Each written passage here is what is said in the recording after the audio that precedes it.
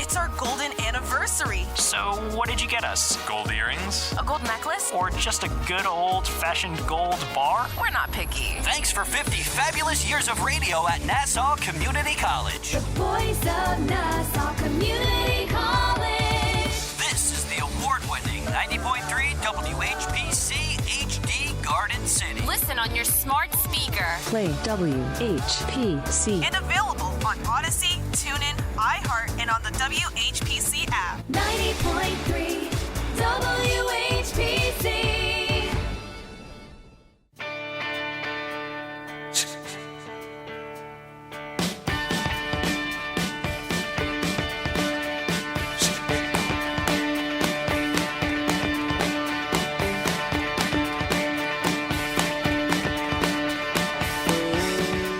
.3 WHPC, the voice of Nassau Community College. Welcome to another edition of From the Press Box here every Monday, live 9 a.m. to 10 a.m. This show, of course, becomes a podcast later on all your favorite podcasting stops. My name is Rob Leonard. He, of course, is Tim Leonard. He is an award-winning sports writer.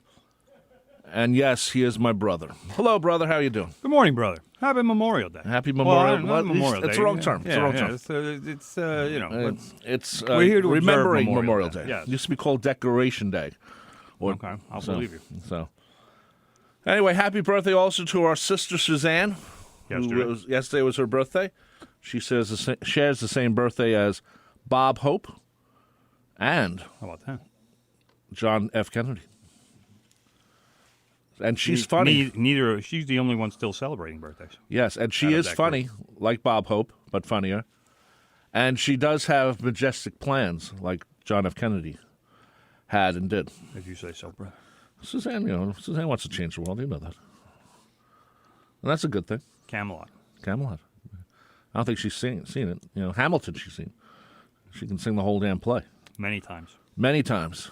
She tried to make me watch it when it came out on Disney+. Oh, that must have crossed you. I watched about half of it, and it's a different thing. I mean, I can't remember the last time I went to a Broadway show, and then I remembered, I think, it was with you, I think. We went to, what's the one about the guys who strip because they lost their jobs? Full Monty? No. Yeah, the Full Monty. Oh, the Full Monty, yeah. It was Full Monty. No. Yeah. Don't question me. I do all the time. That's That's the fun of our brotherhood. Anyway, Annie Golden was in that, and I liked Annie Golden, but I never got I the don't soundtrack. even remember how many years ago that was. It was 2000. It was a long time ago. It was 2000 or 2001 when Dad came up, and then he was in the hospital for 10 days. All right. So it's just the things you remember. Yes. And he had bought all these tickets to go see shows on Broadway. And we wound up going to see him. That's right. I remember seeing Lion King. Was that Lion King you saw? I saw Suzanne, right? I saw that was Suzanne. Yeah. So Really I can't remember any other last time I saw a Broadway.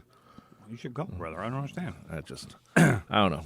I've seen tons of Broadway and off-Broadway shows with Buscema over the last couple of years. I did see when I was COVID. visiting London with Suzanne when she lived there. Right. I did go see Spamalot, and I'm watching. I saw that on Broadway. Yeah. No, actually, no. I take that back. I saw that in London. So it's funny watching it with Suzanne because she didn't really know the movie. And of course, you and I and Elmo and Bob and Joe and Richie, we know it when it first showed up on PBS on New Year's Eve 100 years ago. We're watching the whole damn movie. We saw it in the Sunrise Mall movie theater. But they changed it around a little bit. They gave it a sort of a happy ending, and they also added a song. It didn't have any songs in it in the original one, but of course it did. There was some singing. Two songs. Some singing. Yeah. It wasn't a musical, No. obviously. So it was interesting because they also they happied it up a little bit, Well, but then again, it was a big hit, so why not? Yeah, but the problem for me when I saw it in London was because it was such a popular show, I could only get tickets barely inside the place. I mean, I was so high up. Oh, really? That when the cow came over the wall, right, I was looking down at the cow, so I saw them loading the cow up, and I'm like, wow, this is really kind of a I don't know. Obviously, I know what's coming, so it wasn't really a surprise, or it wasn't as funny as that it could was have funny. been. That was funny. Because it's like, all right, yeah, here they're loading it up. You see the two guys loading the car. It's like, geez, that's kind of it's not as funny that way. The theater I saw it in was really tiny. It's not a Broadway theater, which is still all the Broadway theaters are small anyway. Right. But this was really tiny. It's one of those British theaters. Yeah. But it was good. I had a British good theaters time. tend to be small, but they go up higher. Yes, and they also have been there forever. They don't knock them all down like in the 70s. Yes. In New York. Anyway, let's talk about sports as we always do every Monday, podcasting later on. I'm not sure where to start, brother. I mean, first of all, the Rangers tonight, very quickly, How about those Rangers? made it to Game 7. Saturday was Game 6 at the Garden. The place was on fire. The Rangers beat up on the Carolina Hurricane. Or Hurricanes? Hurricanes, plural. Hurricanes. And it was... Just like two Hurricanes. Yeah, they were very dominant, considering a lot of people thought the Rangers weren't going to make Game 6, including friends of mine who were Ranger fans. It's been a very odd series, much like the first series that Yes. Carolina played, because Carolina still hasn't won a road game in either of the two series they played. They have won every home game that they've played. Right. So that doesn't bode well for the Rangers tonight. Because, No, it's in Carolina. You look at the NBA series that just ended with the Celtics and the Heat, and the Celtics won 3 games in Miami. Right. So, I don't understand why, NBA home court is supposed to be a lot more potent than it is in the NHL, but for whatever reason, the NHL, the Rangers keep winning home games and they keep losing road games. So if they can't win one road game in a series, then their season is over. Yeah, That's what it comes down to It tonight. reminds me of Islanders Toronto in 2003, where Islanders won all the home games and lost all the away games, and of course they were. That season was over. Season was over. So good luck to the Rangers. I thought they were going to beat the Canes in 6. We'll see. What happens. I thought after the first series, especially, that the Rangers looked good. They sort of gathered. The playoff attitude, which you need. And I really thought they were going to, beat up on the Carolina Hurricane. A friend of mine got angry with me and said, no, they're not going to come. But he's a Ranger fan. He was all depressed. Ranger fans and Met fans have a lot in common because they're always waiting for the doom. That's true. And actually, Tottenham fans, I think, are like that too. But they don't want to feel too good. Because that's when they start to feel like, oh, something bad is going to happen because everything's going well, so something bad has to happen because it can't ever go too well. That's true. And that's where the Rangers are right now. It's they need to win tonight, and if they win tonight, then it's on to face the Tampa Bay Lightning in the Eastern Conference Final. Because whichever team wins tonight, that's the next game. You're playing in Game 1 of the Eastern Conference Final against the reigning Stanley Cup champions, right? Who just beat the hell out of Florida Panthers, who were supposedly the best team in hockey this year, swept them in 4 games. So, we see it year after year where the supposed best team in the league winds up not even making it to the conference final, never mind the Stanley Cup final. Right. But the Tampa Bay Lightning, they're a good team, really good team. I'm reminded of last year. The Islanders came within a goal, basically, of making the finals, and most likely would have won the Stanley Cup.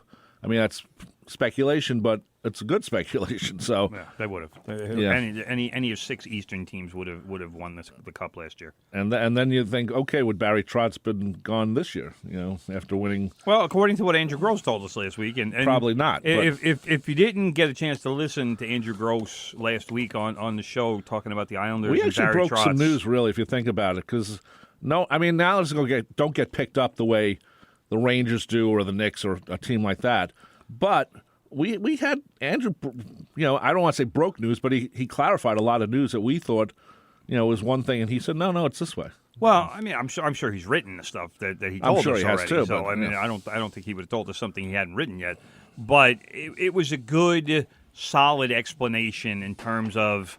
This is what happened. This is why it happened. Right. So if you weren't listening last week, I would say after today's show, of course. Right. But after the show, to maybe go back to last week's show and check out what Andrew Gross had to say about Barry Trotz, because I think no matter what, I think Barry Trotz would have. He could have won a cup this year, and I don't know that he would have. I mean, it sounds to me like he didn't necessarily want to come back, or he wasn't 100% committed to coming back for next season. And we all know that Lou. Lou does like to shift his coaches, and he likes to get a new voice in there every few years. He doesn't want to have a guy who's going to be around for a decade or more. But that's part of Lou's. I regard that as a drawback, because if you find a good coach, you want to hang on to him. I don't think a good coach loses the room. Imagine Bill Torrey in 1978 after the Islanders lose to Toronto says, "You know what? Well, we need a new coach here because What's the guys are getting tired of Al Arbor's voice. Yeah, they don't like the fact he makes them practice. Yeah, I mean that's what I'm talking about. If you find a good like Joe Torre with the Yankees, I mean, could you really see not giving him all the time he was given to I mean, obviously he didn't have. He came in the first year. I know, but he won. And he won quickly. But I mean, he was the right guy for that job, and he was the right guy to stay there for 10 years or 12 years or whatever. However, I don't remember exactly how many years it was. But he was the right guy for the job. Well, think about it. He also had players who supported him, and led by Jeter. Jeter loved Joe Torre. Of course. So as long as Jeter loves him, that means a lot of other players will just follow because that's the way it is. But also management will follow too, and also part of it has to do, and we've talked about this before. George Steinbrenner was sort of, I don't want to say starting to fade away a little bit, but he wasn't the same George Steinbrenner of 1980s. I can speak to this from firsthand experience. Right. George was not all there mentally at that point. Yeah. I mean, there was the time where he came through the locker room, and this was I want to say it was postseason, and he started going on about the 37 or 36 or whatever it was championships the Yankees had won, and the 12 World Series the Mets had won. And we all looked at each other like, what in the hell is going on with George? Yeah. And nobody wrote it. I mean, everybody kind of had an understanding, and I wasn't there every day. I was like, I said to a couple of people I knew and I trusted, is anybody going to write that? And they were like, no, don't bother. Yeah. And I'm like, okay. It's understandable. It's like when and he was being led by the hand, so it wasn't, he wasn't there to, put the fear of God into the players. Not he the was old just days. there because it's his team and he owned the place. Yeah, so it reminds me of when he started to cry, I guess after the 98 season, the Bleacher Creature guys started chanting George Steinbrenner, and he was being interviewed, and they put him on the screen, and he just starts bawling. I can see that. I mean, I can see getting emotional when you got people paying tribute to you like that. I mean, and I think it's a pretty well-known state of mind that people tend to get a little more emotional as they get older, and at that point he was probably about 75 or something, or so. I didn't have as much of a problem with that as I did with him coming in and just babbling nonsense that wasn't true. And it was like, okay, yeah, George is either hammered drunk, which I don't think he is, or he's having a little bit of an episode. Yep. So that was that. Okay, brother, let's talk about the Mets. Yeah, whatever you want. They're doing pretty good still, aren't they? The Mets are all right. Yeah, They just swept the Phillies. And in the process, put Joe Girardi turned up the temperature on the hot seat for Joe Girardi just a little bit more. Yeah, because the Phillies, the Mets, 2 walk-off wins in a row, and the Phillies, their bullpen is not very good. Their starting pitching is okay, but the Phillies, for all the money that they have spent, really, I don't know that they've spent it all that well. Because they really have 2, maybe 3 starters, right?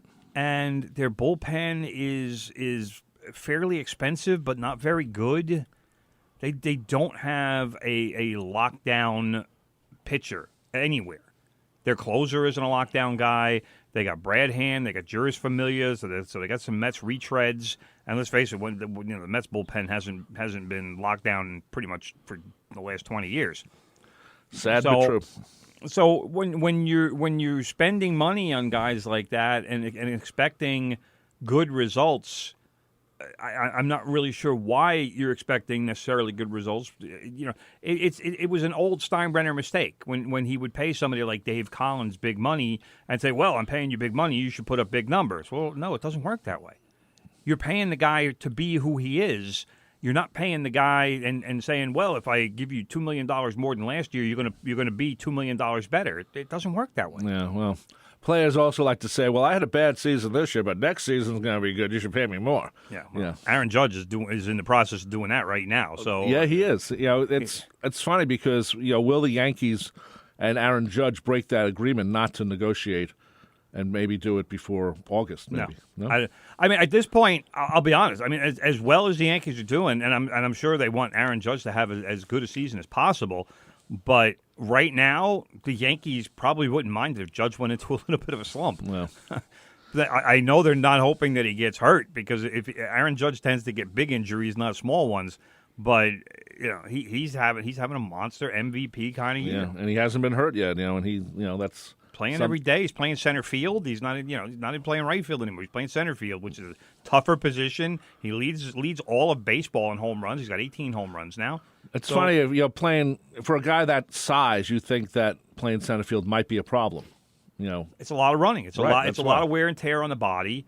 But that's his natural position. He played center field in college. So he was used to playing 6'7", Well, he's 6'7" and what 270 or whatever. He's playing power forward. He's a very large human being, or at least a point forward or something. Yes. I don't know. But let's get back to the Mets, brother. We got Eduardo Escobar last night with the key hit and one of the key hits in the 10th inning, and Escobar's been struggling. He was a guy who I thought was really kind of the understated signing of the offseason because they gave a lot of money to Starling Marte. They gave Kanya a 2-year deal, I think it was, but Escobar, I like that deal because he's supposed to provide good power.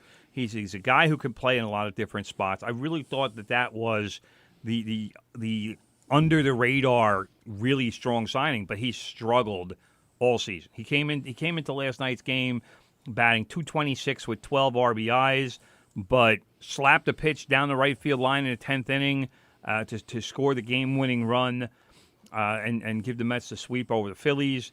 Now, Nick Plummer, brother, I never heard of this guy.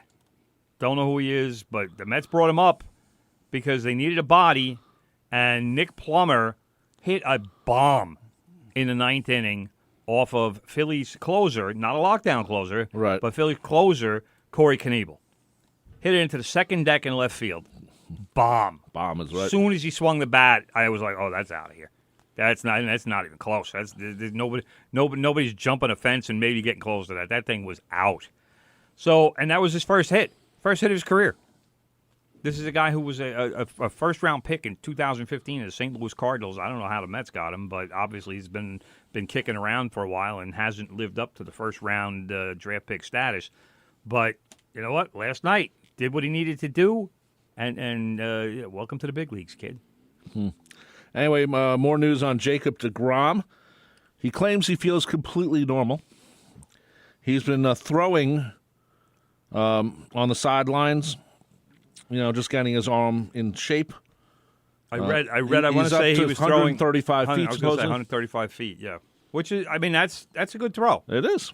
It's not 200 feet from the outfield, but 135 is it's well, he's not playing throw. Outfield, so it doesn't matter. I know, but it's you gotta throw.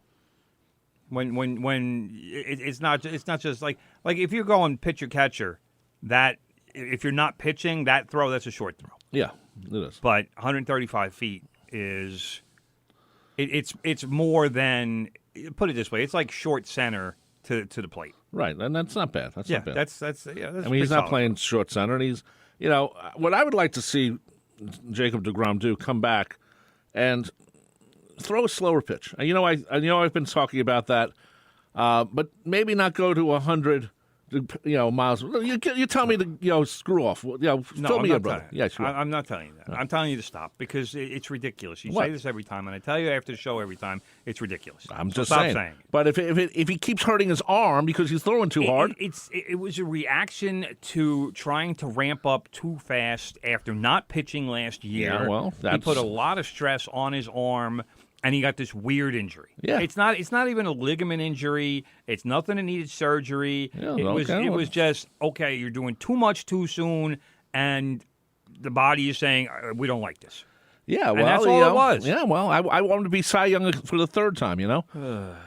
And my boy Bartolo Colon. Oh, my God. No sign of him coming back? No, he's at home in somewhere in South America, sitting under Pedro Martinez's mango tree somewhere.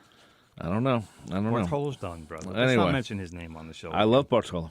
We know. Everybody knows. But he's over. Will he be there for Old Timers Day this year? Probably. You know, they're doing, they're already, like, Doc Gooden's going to be playing the game. Strawberry says he's not playing. I don't blame him. Strawberry says, no, but the reason Strawberry says he's not playing is because he says he's too old. He says his body won't let him swing the bat. He's in his 50s. Well, he used Come to. on, Straw. When Strawberry hit the ball and he had it just right, that ball flew. But he doesn't have that bat speed anymore. Something like his knees and his shoulders. He said he can't even swing the bat. Never mind, he doesn't have the bat speed. Maybe he hurts. No bat speed because he can't swing a bat. Maybe he can't hit it anymore. You know, that's ridiculous. You know, it's like remember when Mickey Mantle was. How many old timer Yankees played the game when they were 70? Yeah, but they barely could run. You know, so what? Make the effort. Strawberry, get out on the field. Nobody cares if you're not going to hit a ball 400 feet. Remember when Mickey Mantle, like it was at 70, he hit a home run off Whitey Ford in the Old Timers game. Yeah, I'm sure Whitey grooved one for him. And probably didn't even nick it or put any kind of spit or anything. And Mickey could barely run. Mickey could barely run at his 500th home run. Mickey had probably had ACLs blown out and was still playing. Maybe Straw had some other things. You know, we don't know. He's lucky to be alive. You know. But anyway, they keep announcing more and more people because they haven't had an Old Timers Day at Shea in a while, and we'll see who shows up. You know, many years. You know, are they going to focus on one team? Are they going to focus on they're just everyone? Focus on everyone. It's the first one in how many years? They're going to focus on everyone. They're going to want everybody there, and they're going to want to celebrate all the old timers before they start breaking off into themes. Look what happened. You know, Tom Seaver dies a couple of years ago now. You know, last time I think he was there was when they closed Shea. Probably. So with him and Piazza. So anyway, DeGrom should come back if what we said is correct, and I think we're right. Early July. We said it in spring training when they said, you know, he's looking at least a month, and I said it then, and I'll say it now. We're probably talking. I said it then. We're talking about probably late June, early July, because he's going to need at least a month to ramp up. I mean, he hasn't even thrown off a mound yet, and right. It's basically June 1st. So he's going to have to start throwing off a mound and get that part of his rehab going. And then he's going to have to do, more than likely, 4 rehab starts. So that's 3 weeks right there. Four starts is every 5 days. That's basically 3 weeks. Yep. So you're looking at least a couple weeks off a mound and to get his arm in shape just to go 3 innings somewhere. You know, which would probably be down at Port St. Lucie or something, or yep. You know, I don't think he'll do it at. I don't know. Maybe he'll do it at Coney Island. I could see it maybe. Well, I could see it at Coney Island only because it's easy for the Mets people to go see him. It's easy to go see him. It's easy for him. He doesn't have to get on a flight. He doesn't and have to go through the other all thing the though travel is stuff. Think about you're Brooklyn, and look who's pitching today. It's like when Jeter came back. He was injured one year, and he ends up playing with the Trenton Thunder. Right. And the place sold out. Of course. And then they were selling Derek Jeter. Not only did it sell out, but I mean, they got something like 9,000 people. The place holds about 7,000. And they also were selling Derek Jeter Trenton Thunder jerseys for the rest of the year. It's the only time you're going to see it. Yeah. So, you know, that was, like I said, I could see DeGrom. I could see it happening there just because, you know, what does DeGrom have to do? He gets up, he drives to Brooklyn, or you know, limos to Brooklyn, whatever it is, however he gets there.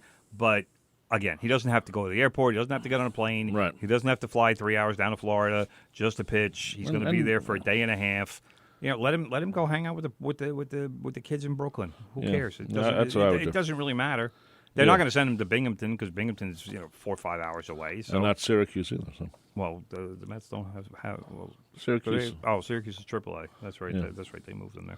The Rumble Ponies. That's Binghamton. Remember when we had the guy on a couple of years ago? Never sent us our stuff. Yeah, I know. Anyway, let's talk about the Yankees, brother. Some injuries are happening with your beloved Yankees. Too many. A lot of injuries. Guess who's injured again? Everybody. Giancarlo Stanton. Yes. That's 10-day injured list with an ankle. That was more protective than anything. I almost wish that they would have just said, you know what, just take 3 or 4 days off. I don't even think that he actually needed the full 10 days. So just say, hey, Giancarlo, just go hang out, do whatever you're going to do. Just keep your foot up, ice. Just we don't need you for 4 or 5 days. And I think he probably would have been fine. But if you do that, or if they do it with the 10-day thing, right? Well, fine. Give him 5 or 6 days. Then maybe go have him do like some sort of rehab game or something. But again, the Yankees would have to send him down to Tampa. And does he really want to go down to Tampa? Probably not. But he's hurt. Josh Donaldson went from suspended for a game to the COVID list to the injured list because now he's got a shoulder. Wow. So he touched them all, as they said. Yeah, well, kind of. It was a missing game triple crown. So he's there. We got Aroldis Chapman is on the injured list with an Achilles issue. Chad Green is having Tommy John surgery. Jonathan Loaizaga has a shoulder thing going on. So the Yankees bullpen has taken massive hits in the last week or so, and you see it. You see it on the field because the bullpen has it's been shaky, and it hadn't been shaky for the first almost 50 games of the season. So the Yankees took 2 out of 3 from the Orioles. They split 4 games with Tampa Bay. I don't really have a problem with it because the starters were pretty much outstanding. I mean, the losses from my perspective were because of the bats and because of the bullpen. Starting pitching has been phenomenal for the Yankees this year. And for everybody who's talking about, oh, well, I saw some idiot on Twitter says, well, Gary Sanchez has 12 doubles this year, and Kyle Higashioka doesn't even have 12 hits. And I'm like, yeah, what's the ERA? How are the starters doing this year? Tell me which starter is lousy this year, because none of them are. They've all been outstanding, and that's because of good catching. So I don't want to hear about Gary Sanchez and 12 doubles. What do I care about 12 doubles, you moron? Your problem, Tim, is you're paying attention to Twitter. Well, I can't stand it when people are that stupid. Oh, they're all stupid, brother. Come on. You have to look at everything that's going on. And what is going on? Nestor Cortez is an all-star. Garrett Cole has been outstanding in his first 3 starts were obviously not good. Ever since then, he has been outstanding in all but 1 start. So he's at like 7 out of his last 8 starts have been outstanding. Yep. All right. Jamison Tyon the other night threw 8 shutout innings. Severino has been really good. Like for a guy who we forget, he's still basically coming off Tommy John surgery. Yes, he pitched last year, but what did he pitch? 30 innings? Not even that. So this is his really his first full season since Tommy John surgery. It's been outstanding. So and even Jordan Montgomery, the guy who everybody says, so many Yankee fans are like, oh, we got to get somebody better than Montgomery. Montgomery's ERA is under 3. But who are you going to get that's better? Leave the guy alone. Let him be the 5th starter. If you leave him alone and actually score some runs for him, he'll win 14 games for you. The problem is they can't score when he pitches. He's got the Gromitis. So, like I said, the Blue Jays, they had they won the first 2 games of the series, so the split was disappointing because they lost the last 2. They lost yesterday, last night, or yesterday and Saturday. So when you win the first 2 and then lose the second, it doesn't feel like you split the series. It feels like you lost the series because it's a little disappointing that they didn't get 3 out of 4 from Tampa Bay. But Tampa Bay's a good team. Tampa Bay right now is their toughest challenge in the American League East. It's Tampa Bay. The lead over Tampa Bay is 4.5 games, and on with the Blue Jays, it's 5.5 games. Yankees are still at 33-15, so they're still playing. They're still winning more than two out of every 3 games. They're not playing 700 baseball anymore, but let's face it, 700 baseball isn't realistic for an entire season. No, but a good month is nice. Anyway, we're taking a break right now. You're listening to From the Press Box right here on 90.3 WHPC, the voice of Nassau Community College. Give us a call, 516-572-7440. It's Big Ed inviting you to join me Mondays from 10 till noon for the Good Gold Show. We've got the greatest hits of all time, all your faves of the 50s, 60s, and 70s. A whole lot of fun, and we'll keep you informed. Plus, we'll take your requests and your dedications. Playing favorites. So join me Mondays from 10 till noon for Good Gold on 90.3 WHPC, available on the Odyssey, iHeart, and WHPC apps. Okay. Go. Tell your friends about the Nassau Morning Madhouse. Hear what you're missing. Check it out. We're going to be talking about a time where you had to lie to your significant other. She doesn't know I lied about this stuff, so if she ever hears this, I die. Have you guys ever been in one where someone drops the L word too early? Yes. And you don't know what to do? I thought you were saying lesbian. I am so sorry. I'm in lesbian. I've been there. I've been there. Wait, you were the lesbian too?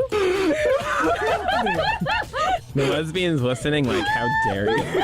It wasn't lesbian. I know. So you dropped the L word too early, right? Why are you guys obsessed with calling your significant others losers? Wow. I get it. Oh my God. The Nassau Morning Madhouse. Weekday mornings from 7 to 9. On the voice of Nassau Community College. 90.3 WHPC. Shake off the realities of the day, broaden your musical horizons, and embrace the diversity every Monday afternoon at 5 for 2 hours of Revelations. The show offers a potently unique collection of music with an emphasis on themes and rock rarities, an occasional tour de force of blues and soul, mixed with compelling sets of folk and folk rock. I'm Steve K, and I've got the perfect soundtrack for your drive home every Monday afternoon at 5 on Revelations, right here on the voice of Nassau Community College, 90.3 WHPC.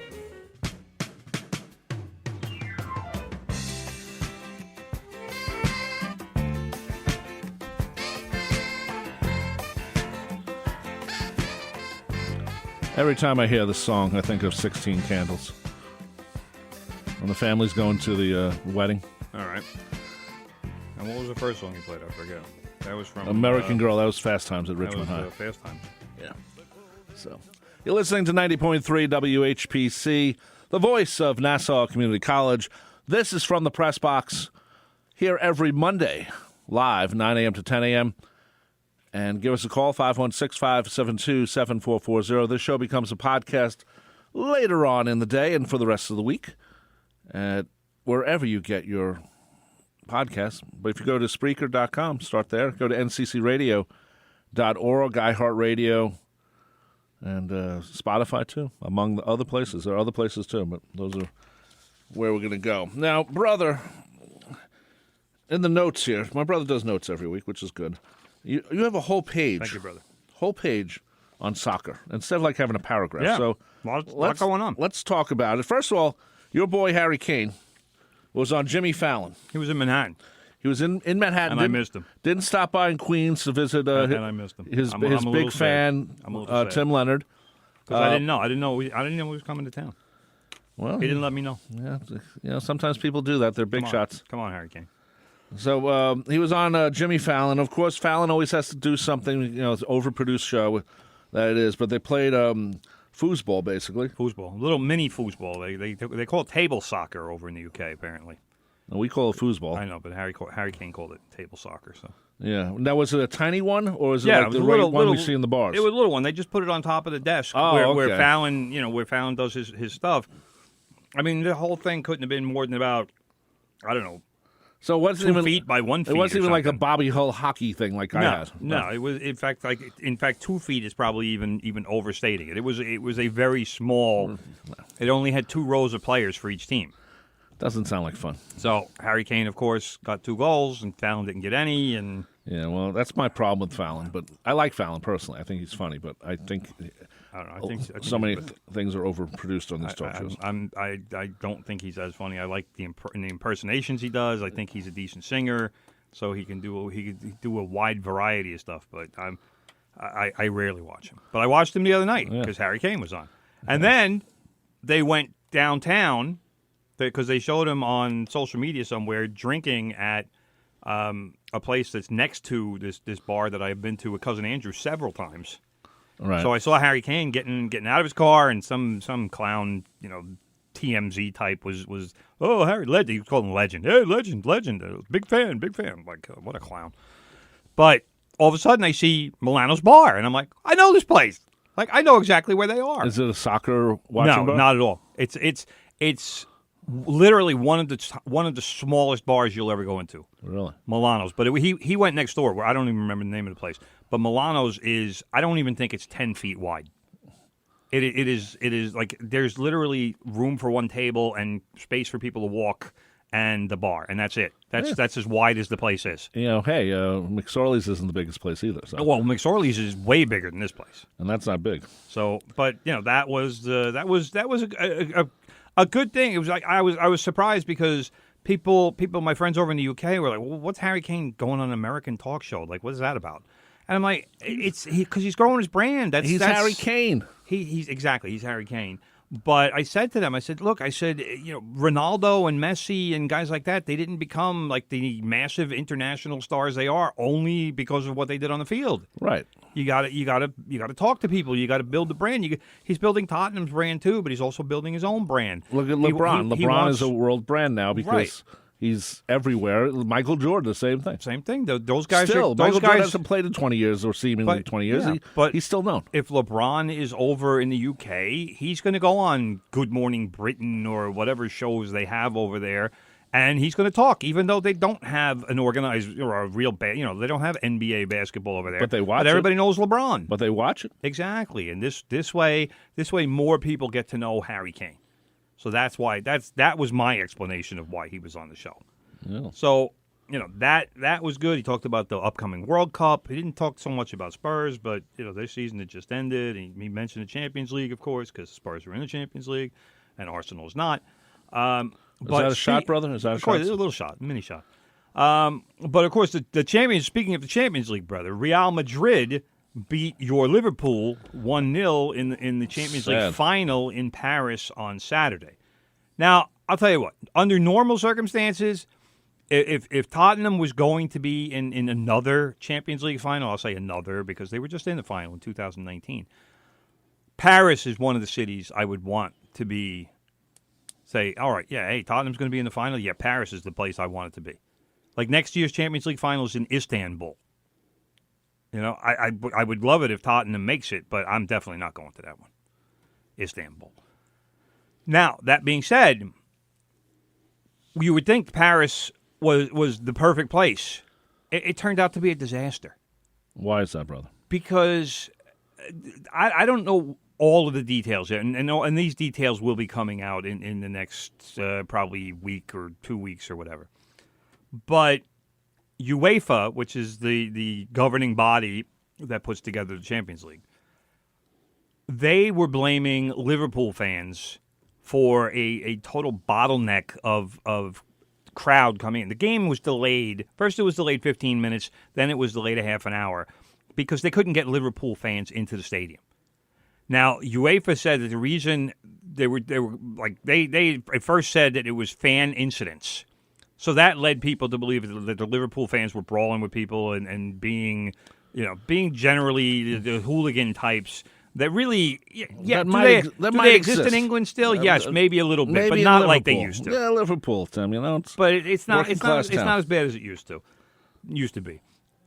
But instead, what happened was UEFA was claiming that Liverpool that the problem was, and the reason everything was getting stalled was because Liverpool fans, too many of them had what were being scanned as fake tickets.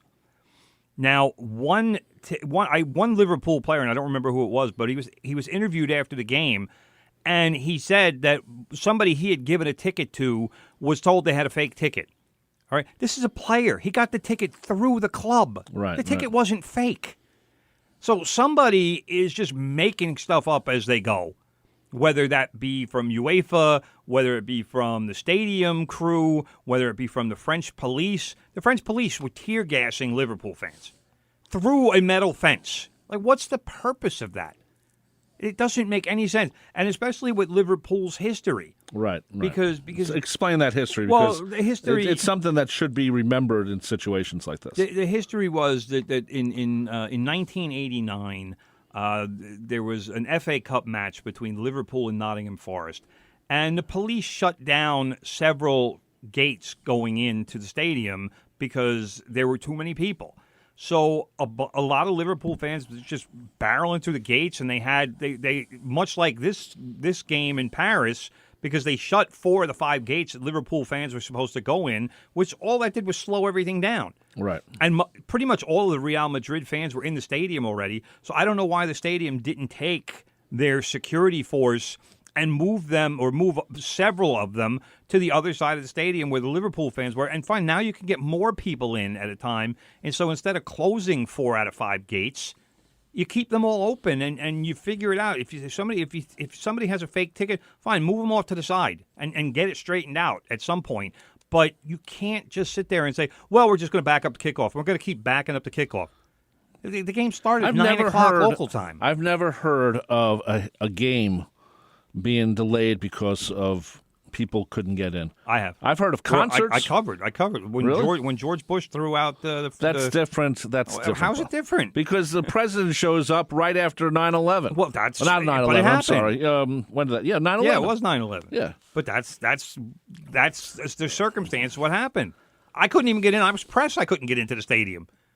It took me 4 hours to get into the stadium. I got there at 2 o'clock. I didn't get into the stadium until after 6:30.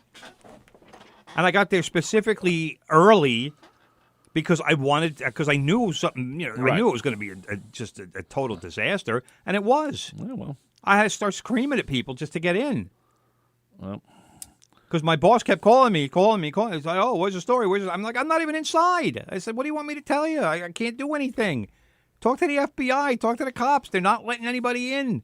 They're taking 10 minutes per reporter to search bags and do all this stuff because." It's ridiculous.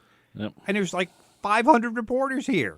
Everyone was there to see it. So, so anyway, going back, Hillsborough Stadium in Sheffield, England, the 96 people died. In fact, there was a 97th afterwards. Somebody, I forget the circumstances, but he didn't die that day, but he died from injuries sustained that day, much later on. So that is the what's known as the Hillsborough tragedy. So, I mean, this wasn't as bad, but it had the potential to turn into something very dangerous. And Gary Lineker, who was a former player, was outside. He couldn't even get in. Gary Lineker is a very famous English soccer player. Right. Extraordinarily famous. Could not get into the stadium. And he even tweeted that, hey, this looks dangerous out here. So you got to be careful with that stuff. If you're going to a game, you shouldn't have to think that there might be a crushing moment where you might get crushed or your next door neighbor might get crushed. Wow. But you got to be careful of these these situations because you get stuck in the middle and you can't move. Right. And apparently a lot of these people, because my initial reaction was that they shouldn't have waited so long. They were probably partying in the bars. But then I heard a lot of people were online 2 hours, 2.5 hours. That should be plenty of time to get inside the stadium. It should. They screwed up. It's ridiculous. Fortunately, no one got hurt. Yes. And Liverpool lost, but it was only 1-0, so maybe they Vinicius Jr. scored the goal early in the second half for Real Madrid. And that is several Real Madrid players gave them their 5th Champions League trophy. That ties a record. Now, what did Jurgen Klopp say, brother? Is he is he not your favorite coach, manager? Excuse me. I used to like him because he was an enthusiastic guy, and he was somebody that even though he wasn't a Tottenham guy, I could kind of like him and say, you know what, I could maybe see rooting for this guy, or maybe down the road I wouldn't mind him managing Tottenham. He's turned into the biggest crybaby in sports. There should be a crying Klopp meme instead of the crying Jordan. It's gotten so predictable after a match where Liverpool either draws or loses. he's going to criticize the other team for how they play. You know, Real Madrid plays a defensive style game, and they counterattack, and they counterattack very well, and that's how they scored their goal. And Real Madrid, I think, took 4 shots in the game, and if memory serves, Liverpool had 22. So, yes, Liverpool did carry the play.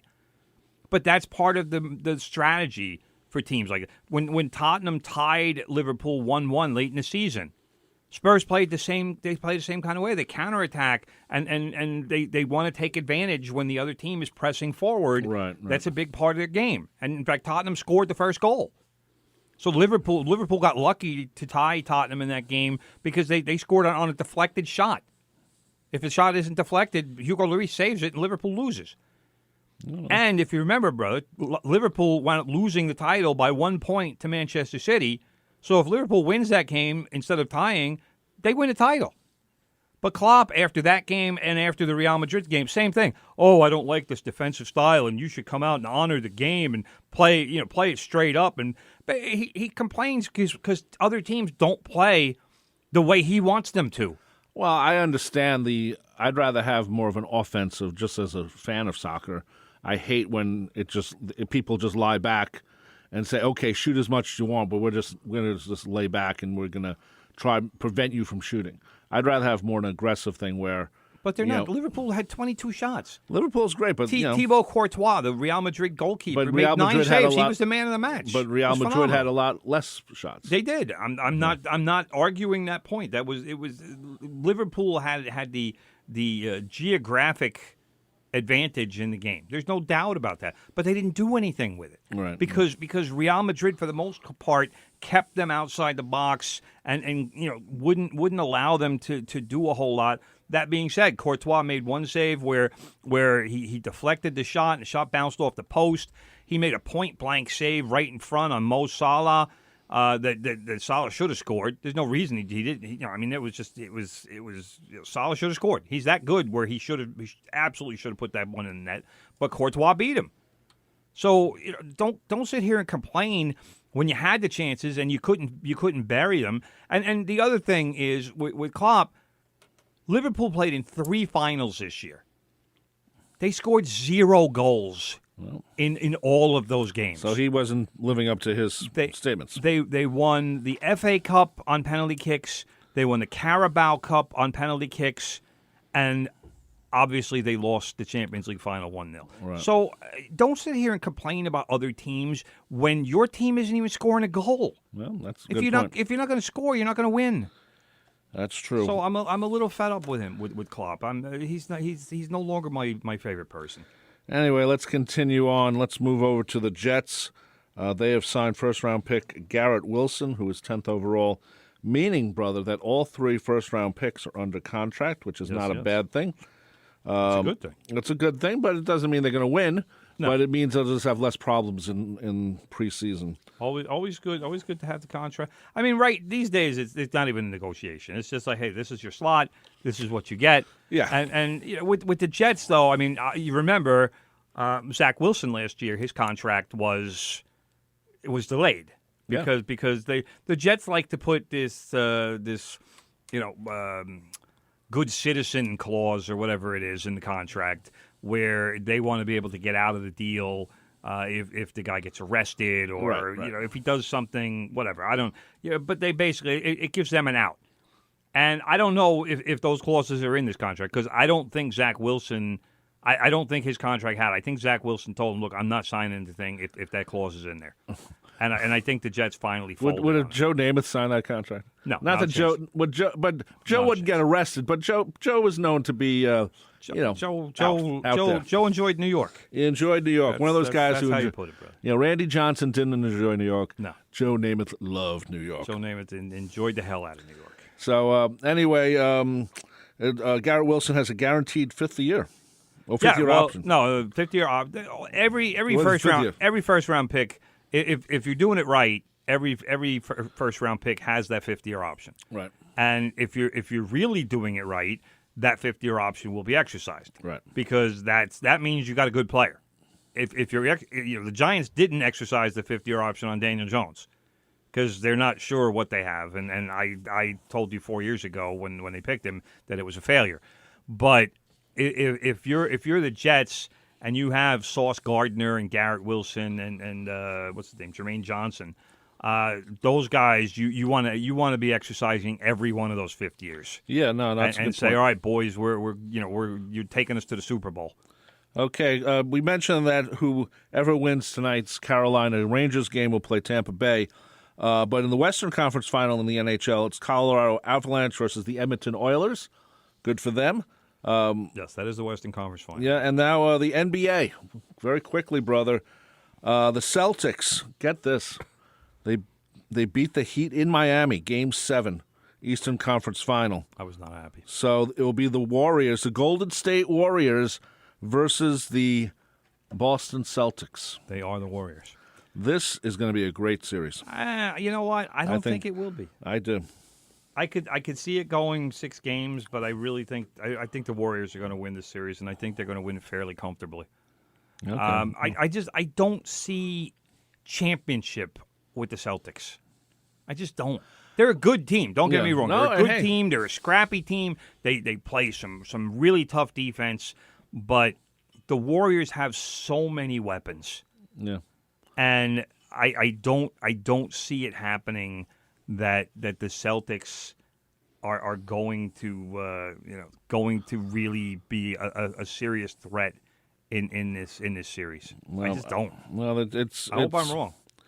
Anytime the Celtics makes the finals, a little more interest in the NBA. First 2 games are in Golden State or California, for those who don't know that. But Game 3, get this, brother. Starting at it says 9 p.m. game time. Is that actually when the network goes to it? It's on ABC and it starts at 9:20. Probably. It says 9 o'clock on the promo material, so I'm assuming you are correct about that. Yeah, which is horrible. They never start as soon as they. So the game is going to be over at 12:15 at night, East Coast time.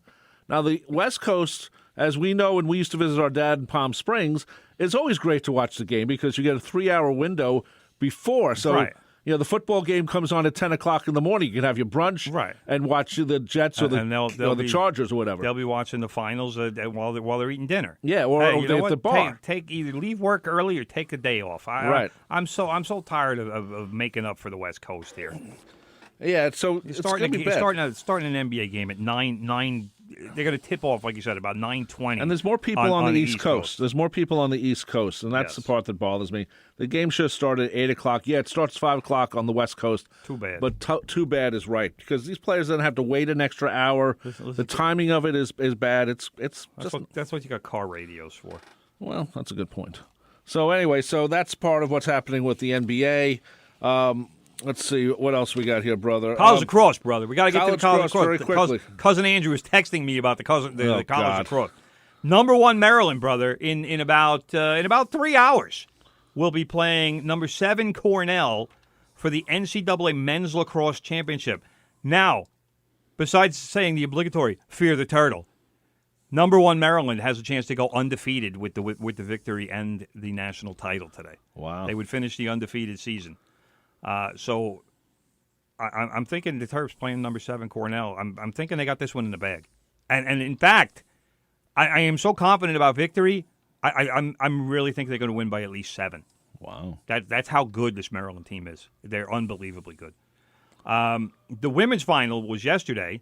North Carolina had their own undefeated season. They beat number 3 and reigning champion Boston College in the women's game, and North Carolina finished 22-0. So, as much as it pains me to say it, congratulations, North Carolina. I really don't like them. But let's be honest, brother. You hate the men's sports much more than the women's sports. Yeah. Because North Carolina had a dynasty with women's soccer. So good for them. Yeah. The criminal organization that is North Carolina and Duke. That whole ACC.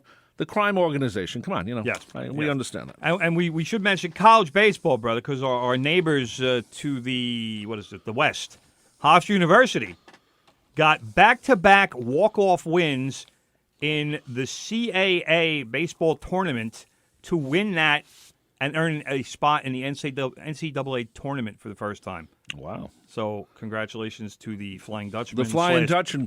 Pride. I don't call Pride. Sunday's win, yesterday's win, brother.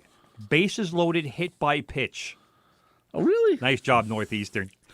That's not the way to win. Hey, a win is a win. A win is a win. A win is a win. You know, I'll take it. Get me to the tournament. Yeah. I'm a happy alumni today. Yes, you're a happy alumni. I went to Hofstra for a semester too, brother. Yes, hated so are it. you. You're a happy alumni too. I hated Hofstra when I think alumni is the wrong tense. Well, they don't send me anything to alumni or something. give them money, so I'm off their radar. Lucky you. Yeah. So anyway, that just about does it, brother. We got a couple of things.